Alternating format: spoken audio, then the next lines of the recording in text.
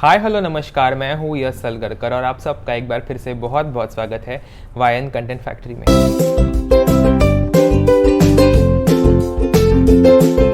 तो गाइस, आप सबका एक बार फिर से बहुत बहुत स्वागत है हमारे how to be an actor के इस सेकंड सीज़न के पहले एपिसोड में। और आज हमारे साथ जो गेस्ट मौजूद है, आई फील वेरी प्रेस्टिजियस कि मैं आज उनका इंटरव्यू ले रहा हूँ। How to be an actor की जो पहली नींव रखी थी वो उन्होंने ही रखी थी। जैसे हम अभी आपको हेल्प करते हैं आपके एक्टिंग करियर में, वैसे ही हमारी एक्टिंग करियर की शुरुआत में उन्होंने हमें हेल्प की थी। शायद अभी तक आपने नाम गेस कर लिया होगा मैं किसके बारे में बात कर रहा हूँ। मैं बात कर रहा हूँ गरिमा गोयल के बारे में। गरिमा जी, आपका बहुत बहुत स्वागत है हमारे how to be an actor के इस एपिसोड में। Thank you Yash, thank you so much. And हमारी चैनल की एक परंपरा है कि हमारे पास जो भी गेस्ट आते हैं उनका स्वागत हम ढेर सारे गिफ्ट देके करते हैं।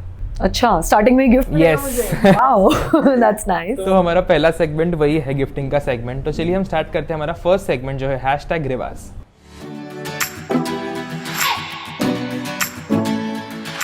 ये जो फर्स्ट गिफ्ट है ये आपके लिए भेजा है शिवानी हांगे जी ने। इनकी ब्रांड का नाम है अर्क। इन्होंने आपके लिए bath and body care products भेजे हैं। ये आपके लिए भेजा है शिवानी हांगे जी ने। Thank you, nice. ये जो नेक्स्ट गिफ्ट है ये आपके लिए भेजा है श्रेया मराठे जी ने। इनकी ब्रांड का नाम है श्रेयास क्रिएशन और इन्होंने आपके लिए ज्वेलरी भेजी है जो बेसिकली पैठनी होती है, उसके कपड़े की जो ज्वेलरी बनती है ये उन्होंने भेजी है आपके लिए। अरे वाह,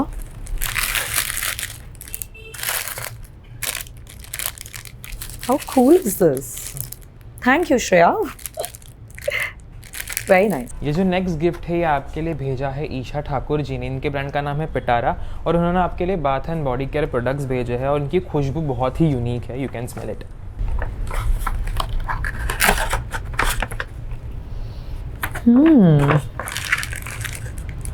नाइस, लवली। ये जो नेक्स्ट गिफ्ट है ये आपके लिए भेजा है भाग्यश्री चितड़े जी ने। इनकी ब्रांड का नाम है शराज कलेक्शन और उन्होंने आपके लिए एक खास साड़ी भेजी है। साड़ी? Yes, that's interesting.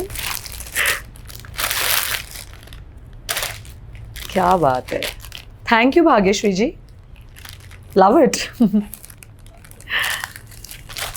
कितने गिफ्ट्स दोगे भाई? Santa Claus. नाइस। तो जो last but not the least gift है ये आपके लिए भेजा है ज्योत्सना सहस्त्रबुद्धे जी ने, जो 80 इयर्स की एक ओल्ड लेडी है और उन्होंने लॉकडाउन में कुमकुमादि तैलम बनाया है। केसर का जो तेल होता है इनकी दादी की रेसिपी से बनाया, जो दादी के नुस्खे होते हैं वो बहुत काम करते हैं एंड बेसिकली हमारी जो स्किन खराब होती है, डार्क सर्कल्स को ये रिपेयर करता है। और ये मैंने खुद यूज़ किया है एंड इसका रिजल्ट बहुत अमेजिंग आता है एंड आई वॉन्ट कि आप ये यूज़ करें। क्या बात है। Thank you ma'am, and I am proud of you. At this age आप ये कर रहे हो। ये जो फेस पैक है ये फ्री मिला है उसके साथ, इसके अच्छा। अंदर ये तेल है।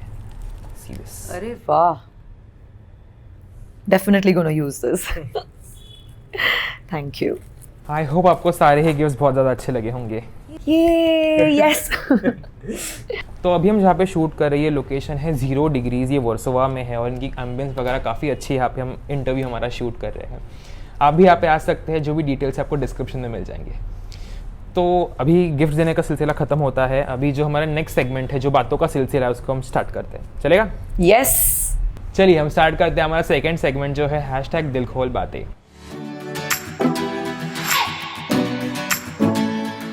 तो इस वाली सेगमेंट में मेरा पहला सवाल आपके लिए ये है कि एक्टिंग की शुरुआत कैसे हुई? एक्टिंग की शुरुआत बहुत ही डिफ़िकल्ट थी, डिसीजन से लेकर एंड उसको परस्यू करना, because I started out as a journalist and उसके बाद मैं कॉर्पोरेट जॉब कर रही थी which was very high paying. लेकिन मुझे बचपन से अंदर से एक्टर बनने का एक कीड़ा था, चुल थी। And I believe that it's one life, you know, जो करना है वो यहीं पे ही करना है। अगर यहाँ नहीं किया तो फिर मलाल रह जाता है and that is a feeling which is even worse than, you know, not trying. तो I took a very difficult decision and at a very later stage in my life. लोग एक्टिंग जो है वो 16-17 साल की उम्र से सोचते हैं और उसके बाद आइडियली घुस जाते हैं उसके अंदर, बट मैंने काफ़ी लेट ये डिसीजन लिया और स्टार्ट किया। एंड बस मुझे इतना पता था कि मुझे अपना एक सपना पूरा करना है। अब वो पूरा होगा नहीं होगा मुझे नहीं पता, but I wanted to make that effort. And yeah I mean I went to Barry John acting school. Job के साथ साथ मैंने वीकेंड क्लासेस ज्वाइन की थी, बिकॉज उस समय मुझे पता नहीं था मैं कितनी अच्छी एक्टर हूँ भी नहीं हूँ, do I even you know fit in to this industry. So मुझे पढ़ाई करके देखना था कि मुझे एक्टिंग आ रही है नहीं आ रही है and how will I perform. And when I got good grades from Barry John I was like ठीक है, मतलब अब जॉब छोड़ी जा सकती है, तो मैंने मेरे साथ साथ अपना पोर्टफोलियो भी तैयार कर लिया था and that is how I started with my acting journey. Okay, so आपने बैरिजोन का नाम लिया, सो मुझे ये पूछना है कि डू यू थिंक कि एक्टिंग सीखना ज़रूरी है? सी, एक्टिंग के अंदर सिर्फ एक्टिंग नहीं होती है, बहुत सारी टेक्निकल चीज़ें और होती हैं एंड आपको वो चीज़ें जानना बहुत ज़रूरी होता है, because if you are not prepared for all those other things तो फिर आप ऑडिशन देते रहोगे, आपको समझ में ही नहीं आएगा व्हाट इज़ गोइंग रॉन्ग और मेरा सिलेक्शन क्यों नहीं हो रहा है। कुछ लोग बोलते हैं हम तो बॉर्न एक्टर्स हैं, ठीक है, आप इमोट कर सकते हो, वो एक्टिंग हो सकती है, but apart from that the technical things, the voice modulation, the expressions, camera cues के हिसाब से करना, लाइटिंग को फॉलो करना, you know, understanding your body language, your face cards, there are a lot of other technicalities which are involved as an actor when you are acting.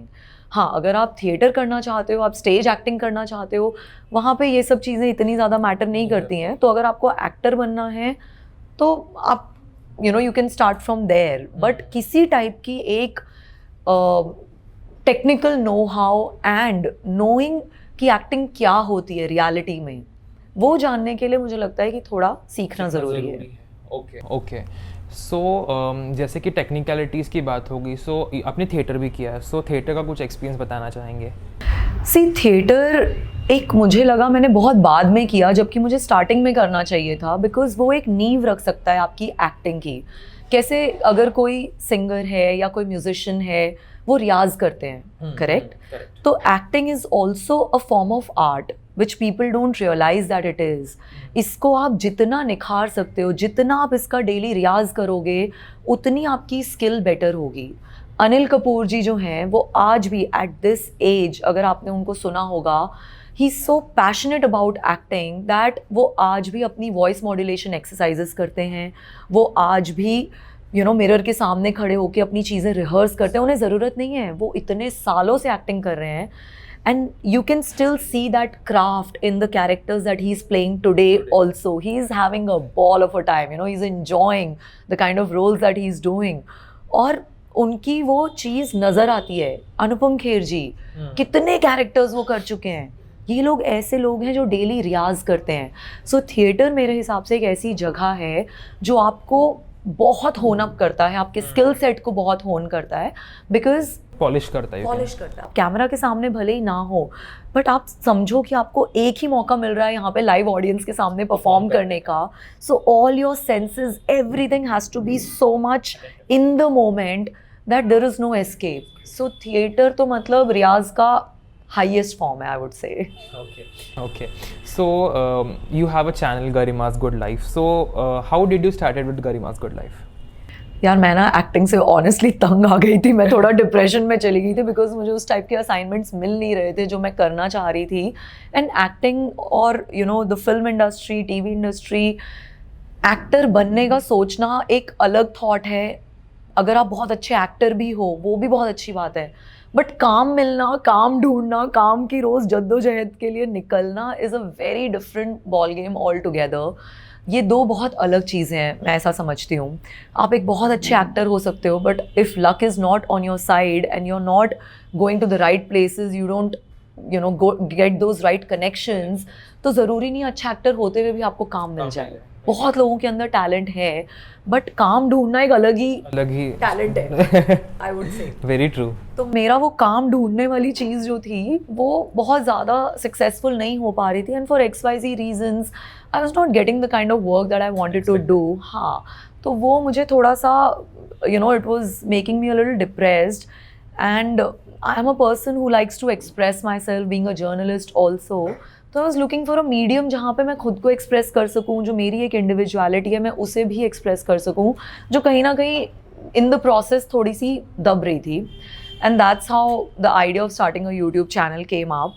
Initially मैं भी बाकी लोगों की तरह ब्यूटी यू नो वो सब type के videos जो उस टाइम पे चल रहे थे 5-6 साल पहले, मैं भी उन्हीं में से कोई नीश पकड़ना चाहती थी, because that's what was working. But then I felt कि यार ये एक ऐसा मीडियम है जहाँ से आप लोगों को एडुकेट कर सकते हो, जहाँ पे बहुत सारी नॉलेज इम्पार्ट कर सकते हो, कुछ हेल्प कर सकते हो, वेरी ट्रू।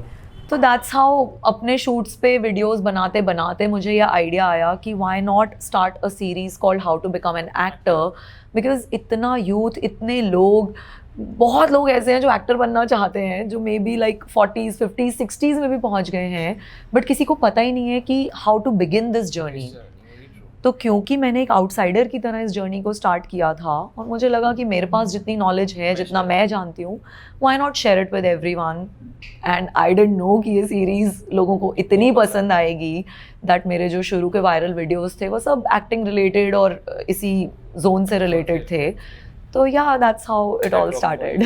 आपने यूट्यूब पे बहुत सारे चैलेंजेस वीडियोस भी बनाए हैं, सो मुझे पूछना है कि चैलेंजेस को शूट करते वक्त क्या आपका एक्सपीरियंस रहा है? यार इनिशियली चैलेंज वीडियोस मेरे समझ में ही नहीं आते थे, बट देन एज दे से टाइम के साथ पिवट करना पड़ता है, यू हैव टू इवॉल्व। तो चैलेंजेस, जब मैंने पहला वीडियो बनाया था रेड कलर चैलेंज के ऊपर, आई वॉज सो नर्वस। मैं एक एक चीज़ लिटरली लाइक मेरे हाथ काँप रहे थे, ओ रेड के अलावा मैंने कुछ और टच तो नहीं कर दिया। तो I was very nervous and I didn't know कि मेरी ऑडियंस कैसे रिएक्ट करेगी उस चैलेंज पे और कैसा वो जाएगा video. But trust me Yash, one thing that I have learned over these 5-6 years in my YouTube journey is, आप जितना ऑथेंटिक रहते हो, जितना रियलिस्टिक रहते हो अपने ऑडियंस के साथ ना, वो उतना उस चीज़ को अप्रिशिएट करते हैं। मेरा वो पहला ही वीडियो ट्रेंडिंग में चला गया था, you know, it kind of change the whole face of my channel. And फिर मुझे चैलेंज बनाने में बहुत मज़ा आने लग गया, बिकॉज चैलेंज इज़ समथिंग जो आपके ब्रेन को भी, यू नो, लोग सोचते हैं अच्छा पूरा दिन पर्पल खाएगी, पर्पल पहनेगी, पर्पल ये करेगी, तो एक बार को सोच के लोगों को लगे ये बहुत ही लल्लू आइडिया है। But then you know when you think about it और आप अपने ऊपर उसको डाल के सोचते हो, अच्छा मैं अगर पूरा दिन भर ऐसा करूँगा तो मैं क्या खाऊंगा पर्पल में, या मैं क्या, you know, what will I do. So that is the thing जो चैलेंजेस में वर्क करती है। एंड बहुत टाइम तक, 2-2.5 साल तक, मतलब मैं लिटरली एडिक्टेड थी उन चैलेंज वीडियोस से, and even my audience was very engaged. तो सबको मज़ा आ रहा था, मुझे भी करने में मज़ा आ रहा था। ओके, सो आपने तारक मेहता के लिए शूट किया है, so what is your experience shooting for TMKOC? देखो, तारक मेहता जब मैं फर्स्ट टाइम करने गई थी, मैंने 4-5 बार शूट किया है Tarak Mehta Ka Ooltah Chashmah, and it's as everyone's, it's also my favourite shows. तो जब मैं फर्स्ट टाइम मेरी कास्टिंग हुई थी उसमें, I had to shoot with the entire star cast. And it's very daunting for an actor कि आप किसी चलते सेट पे जा रहे हो जहाँ पे लोगों की कैमराडरी, यू नो, 10 साल से है, 8 साल से है, और आप सडनली एक इम्पॉर्टेंट कैरेक्टर प्ले करने के लिए जा रहे हो सीरीज़ में। तो एक डर रहता है अंदर कि सब लोग कैसा, यू नो, रिएक्ट करेंगे, will you B nervous while acting in front of such people जो इतने सालों से वो काम, यू नो, ऐसे ही चुटकियों में करते आ रहे हैं। बट मुझे एक चीज़ पता थी, that I am very confident about my self and my craft. तो जब डायरेक्टर ने मुझे बोला कि गरिमा ये आपके लाइंस हैं और ये सीन आपका पूरी स्टार कास्ट के साथ है, और वो एक लिटरली मोनोलॉग था यश, मतलब इट वाज लाइक पूरा अटेंशन सिर्फ मेरे ऊपर ही था कि सब चुपचाप खड़े हैं और मेरी एंट्री होगी और मुझे ही अगले 1 मिनट तक अपना मोनोलॉग देना है। I was like, गरिमा ये अगली परीक्षा है, बिकॉज इससे ज़्यादा एक एक्टर के लिए चैलेंजिंग सिचुएशन नहीं हो सकती है। तो जो भी अभी तक सीखा है, जो भी समझा है, वो सब आज यहाँ पर दिखाना है। एंड या मतलब जब मेरा वो शॉट हुआ, मैंने कुछ और सोचा ही नहीं। मैंने बोला यार बस just focus, you know, just focus, do not get distracted कि वहाँ पे दिलीप जी खड़े हैं, कोई और खड़ा है, what ever. And I gave my shot, and to my delight it was a one take okay.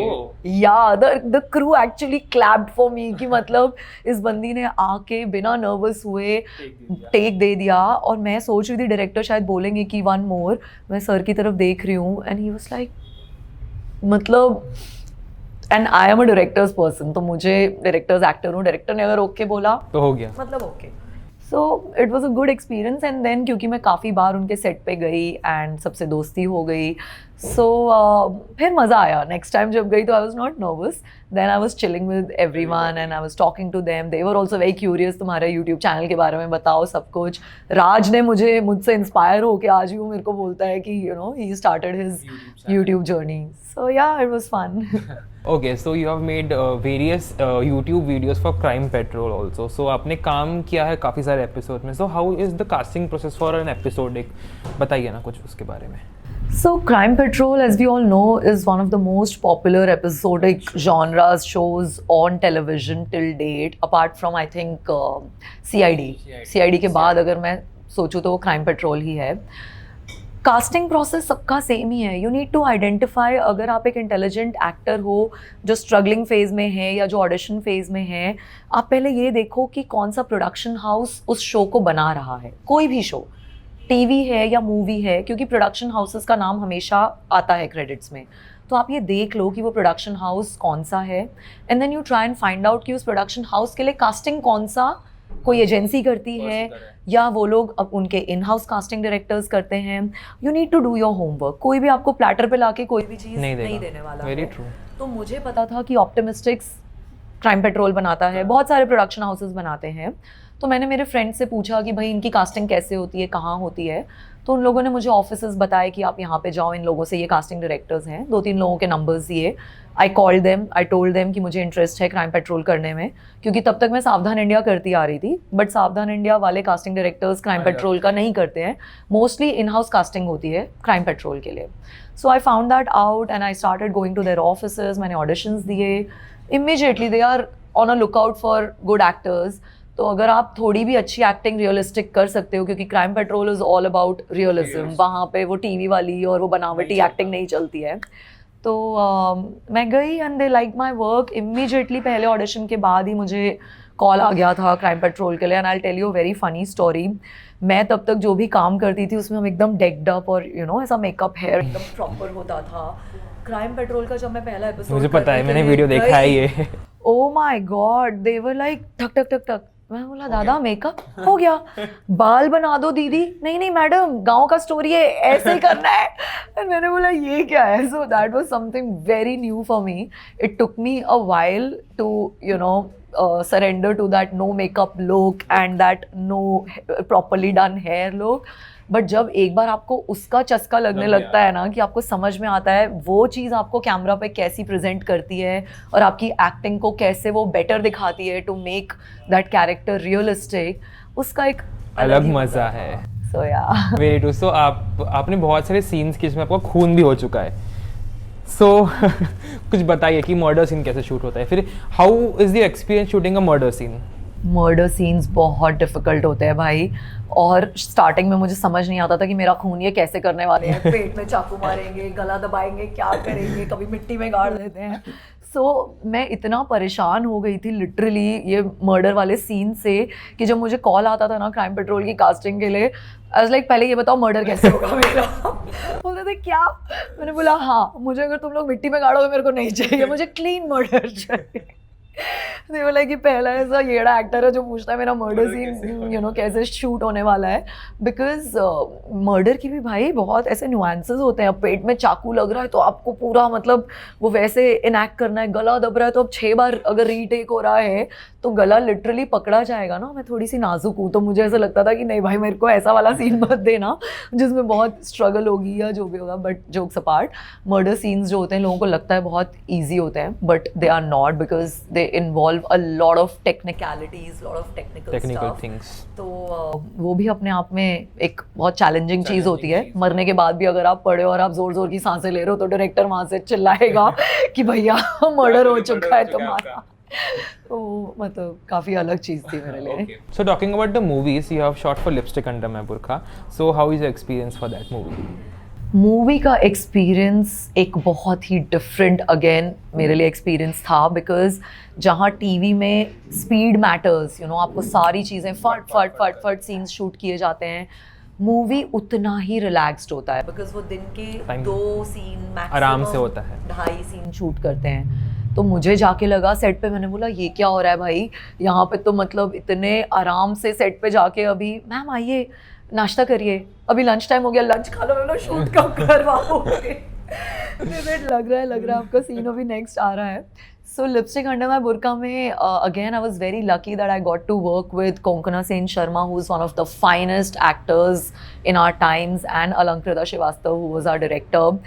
It was a women-led film directed by a woman, enacted by so many women. तो set पे जो energy थी, जो माहौल था, वो बहुत amazing था. मतलब ऐसा कुछ मैंने आज तक कभी फील ही नहीं किया था. एंड कोंकणा से मुझे बहुत सीखने को मिला, because she is such a natural actor and despite that she knows she is such a good actor, वो बार बार अलंकृता से, हु इज द डायरेक्टर, जाके पूछती थी, अच्छा did you notice my cheeky smile जो मैंने एक लास्ट में दिया था, वो अच्छे से लैंड किया, यू नो, एक एक नुआंस जो था, आई वाज लाइक वाओ, बारीकियां। Yes, so it was a great experience working with her. YouTuber जिनको बनना है उनके लिए आप क्या मैसेज देना चाहेंगे? इंटेंशन क्या है यूट्यूबर बनने के पीछे, वो सोच के आना। So there is again a dark side of the industry की कास्टिंग काउच। कास्टिंग काउच के ऊपर गो एंड वॉच गरिमा's POV।